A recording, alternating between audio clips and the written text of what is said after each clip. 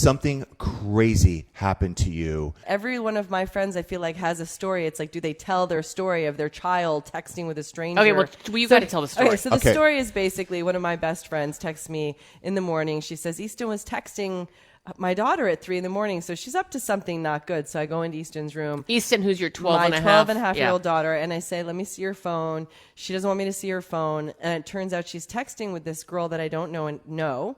And she says she met a girl online who lives in Italy and she's awesome and this and that. And I start to read the text and it's like, it's not so awesome. They're talking about things that are kind of sexual in nature. You know, one little thing where Easton said, "You're so beautiful," and the person said, "Well, until you find out that I'm a 60-year-old man." And he also sent her red flag, and he also sent her this test of like what kind of like, I don't know, like fetish are you into kind of a test. And it was because 12 and a half year olds, they ask each other that. Yeah. Right. And so what are your fetishes? Totally normal. Of course. So I call a private investigator that I know, and we looked into the phone number, which also, by the way, wasn't an Italian number. She said this kid lived in Italy. I said, until this child shows up and says, "Hey, I'm in Venice, and tell me when your mom's going to be out of town, and I'll come visit you."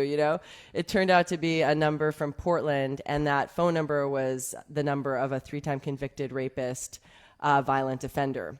And we had to call the FBI. We had to give her phone to them and create complete transparency with them so that we could protect ourselves, because, of course, she had made us also vulnerable. Yeah. Do you think that she gave him your address?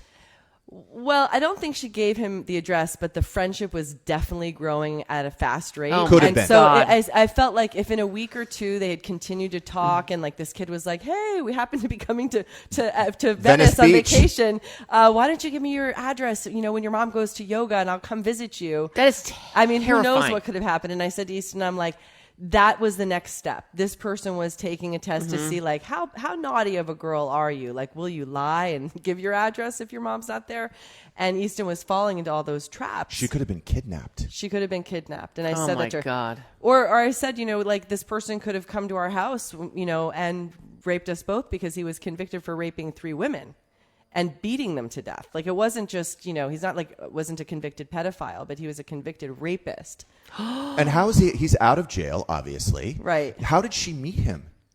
On an Instagram that is basically like, so he's trolling the Instagram looking for these and young girls. they all are, and that's what the head of the FBI said. That's this particular department said that their phone is ringing off the hook because of COVID. It's all because of COVID, because these kids are sitting around, whether it's during school or during the summer, they're bored to death, they're depressed, they need contact.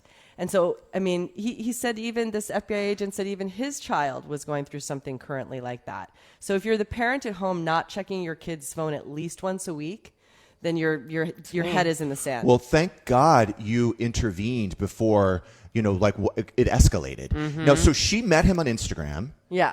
Thought it was a friend. Thought it was a 12-year-old friend. A 12-year-old girl in Italy. Italy. And it's a 60-year-old guy in Portland, Oregon. Right. And Convicted. then he convinced her to give him her phone number. He said it's easier to text off of private messaging on Instagram, and Easton gave the phone number, and like there was a lot of late night texting.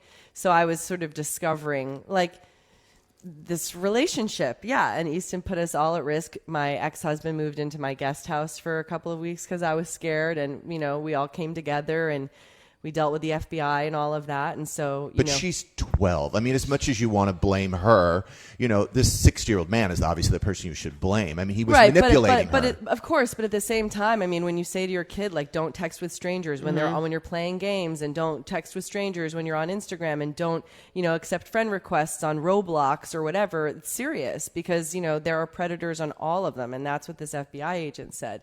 They're all, and I do have a few friends that this has happened to as well. So it's very common these days. Wow. Yeah. And that's what the whole social dilemma is about. How long did it go on? 3.5 months. Oh my God. Holy shit, Liz. But were you were gone? You were gone? No. It was before I left. So then all her social media was taken away from her, and then I went to work. And so you took everything away from her? Everything. And what about her phone?